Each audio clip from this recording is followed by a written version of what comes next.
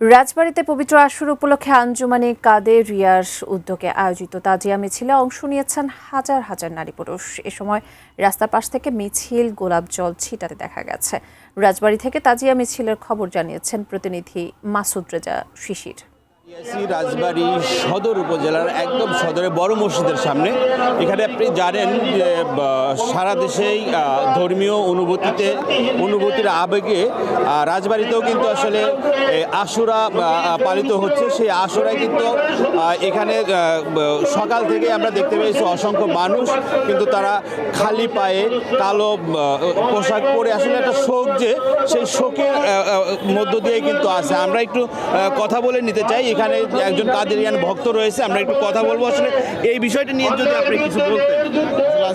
এটা হচ্ছে পবিত্র আশুরা, আজকে 10ই মহরম। যে 10ই মহরম ইমাম হুসাইন রাদিয়াল্লাহু আনহুকে কারবালার ময়দানে এজিদের বংশধররা শহীদ করেছিলেন। আসলে এই হুসাইনকে শহীদ করার কারণেই আমরা যারা মুসলমান আছি তারা খুবই শোকাহত। তার কারণ হচ্ছে রাসূল সাল্লাল্লাহু আলাইহি সাল্লামকে যে ভালোবাসে সে যেন হুসাইনকে ভালোবাসে, যে হুসাইনকে ভালোবাসে সে যেন রাসূল সাল্লাল্লাহু আলাইহি সাল্লামকে ভালোবাসে। এই জন্য আমরা সবাই রাসূল সাল্লাল্লাহু আলাইহি সাল্লামকে ভালোবাসি এবং রাসূল সাল্লাল্লাহু আলাইহি সাল্লামকে ভালোবাসার কারণে তারই কলিজার টুকরা হুসাইন রাদিয়াল্লাহু আনহু, হাসান রাদিয়াল্লাহু আনহু এদেরকে আমরা খুব ভালোবাসি।